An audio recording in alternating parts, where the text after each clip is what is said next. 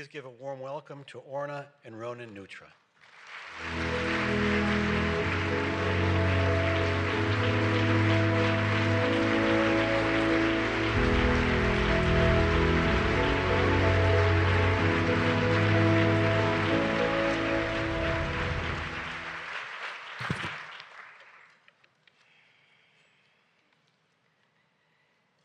Our son Omer decided to leave his comfortable life behind, and after much deliberation to join the IDF and become a lone soldier, away from his family, away from his home. As a family, this move wasn't easy. Under regular circumstance, if we had lived in Israel, we'd be waiting for Omer when he came home every few weeks with his favorite meal, helping him with his dirty laundry, and supporting him through the difficult stages of training. But we were far, here in the United States most of the time, and he managed. He was very independent, most of the time minimizing his needs. He leaned on family, and mainly on his community of friends. Newly founded relationships that he developed, which came to mean a lot to him in his new life in Israel. We spoke daily whenever he could. It was the highlight of our day. We made sure to travel and spend time in Israel with him when he was on breaks, and to bring him home to Long Island when he could get away. I keep thinking to myself, how is Omer experiencing all of this? Everything that is happening? What has been going through? What he would be sharing with us if he could speak about the events of October 7 and every day since. Omer would say, in the early morning hours of October 7, just like any other morning, I gathered my team. We followed our morning routine. We jumped into the tanks and got ready for sunrise. This morning was very different. Suddenly, a barrage of missiles came flying through the skies, falling all over us. We began receiving messages that there was a possible breach of the border fence with Gaza. There was no time. I quickly started giving instructions. Our job was to protect the nearby kibbutzim. We rushed to the border with our 2 tanks and a small Golani infantry unit.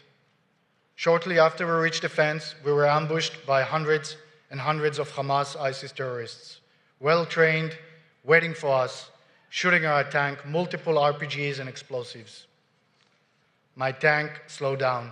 We were experiencing a failure. The brakes were jammed, and we could only advance very slowly. An RPG hit us. Our driver, Shaked Dan, was injured gravely. Our tank was put on fire. I tried to communicate with head command and requested a rescue, but there was no answer. And nobody came. We could hardly breathe. We had no choice. We had to go out or we'll die. Shaked and Oz were killed in this attack. Nimrod Cohen and I were pulled out, half conscious and wounded. We were quickly loaded onto pickup trucks and taken violently into Gaza, where we were separated. I was hurting and wanted to escape. I was tossed into a dark tunnel. I heard shouts in Arabic and was transferred from one tunnel to the other. It was dark, and every day seemed like an eternity. Explosions all over. I'm constantly hungry. I'm constantly thirsty. I want to see the sun. I want to speak. I want to stand. I miss my mom. I miss my dad. I miss my family. I miss my friends. I'm afraid I may die, but I hide it from the other guys surrounding me. I find myself trying to lift the others as I struggle to keep the hope that we will be released one day. I run in my head the events of October 7 time and again. I mourn the murder of my teammates. I wonder what happened to the other tank I sent north. What happened to the Golani team? to the other Golani lone soldier I had grown friendly with, Idan Alexander from Tenafly, New Jersey. 8 months. 8 months. Are they coming to rescue us? Did Israel survive? Are they looking for us? I can remember when I was in elementary school, we prayed daily for the release of another soldier, Gilad Shalit, until one day he was finally brought home. Are they praying for me now?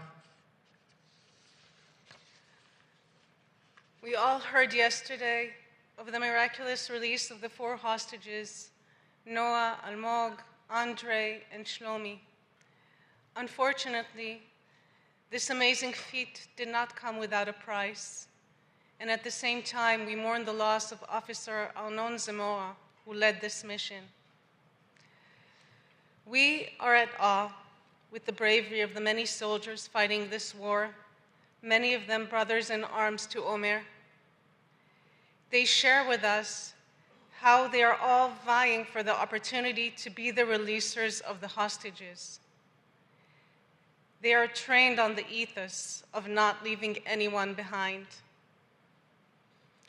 But we must also acknowledge that most of the remaining 120 hostages will not be released in a military operation, and the only way they can get home is through negotiating with the devil. Last week, President Biden delivered an update on his efforts to secure a deal that would lead to a durable end to the war. The deal on the table would release all the hostages, lead to an immediate ceasefire in Gaza, get more humanitarian assistance into Gaza, and ultimately end the crisis. The president has spent months of intensive diplomacy working this with Israel, Egypt, and Qatar. His message was clear.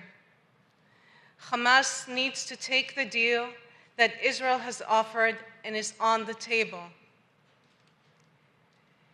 Here, on this side of the ocean, the Netanyahu deal, as we call it, should be supported by both sides of the aisle, as our hostage release effort should continue to be a full bipartisan effort.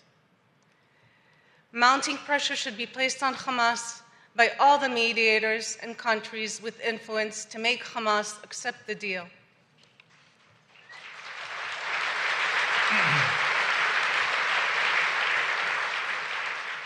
By ending the war and releasing the hostages, Hezbollah in the north will also stop its ongoing attacks on Israel, and political solution should bring tens of thousands of Israeli refugees back to their homes. Israel's resilience cannot be measured only by the strength of its army, rather by the strength and resilience of its people. The events of October 7 greatly damaged Israel's sense of security and trust in the government and army as protectors of its citizens. Recent polls show that over 62% of the Israeli public believes that war must come to an end in return for a comprehensive hostage deal.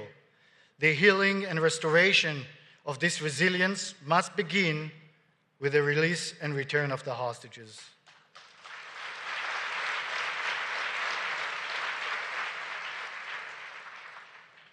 Leaders must put political agendas aside and focus on the lives of the hostages as the most urgent matter at stake. The elimination of Hamas is important, but will take time and patience, and the leaders must focus on the urgent. As we all know, as successful as the operation yesterday was for some, we have also, as recent as last week, heard of 4 hostages that were murdered in captivity.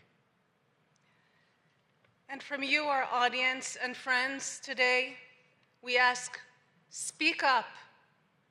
Many Americans are not aware that 45 American citizens were murdered on October 7th. 12 were taken hostage, 8 are still in captivity, 3 of them deceased, and 5 who are considered alive, amongst them Omer, our son.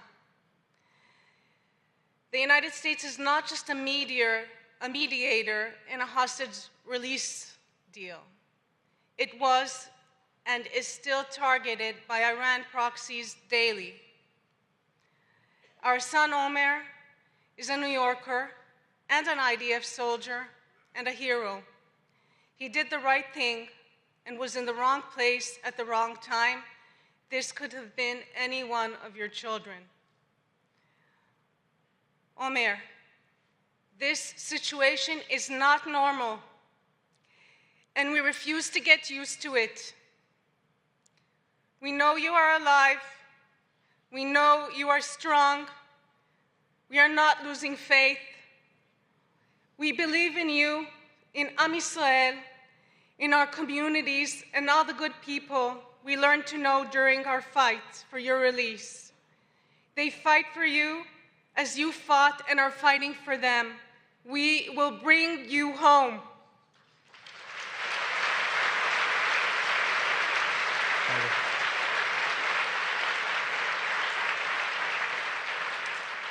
And I just want to mention a big thank you for the AJC organization. They've been an amazing partner for us and for all the other hostage families in our difficult journey. They held numerous meetings for us and helped us on the Hill, and we'll be forever grateful to the AJC. Thank you. Am Yisrael Chai.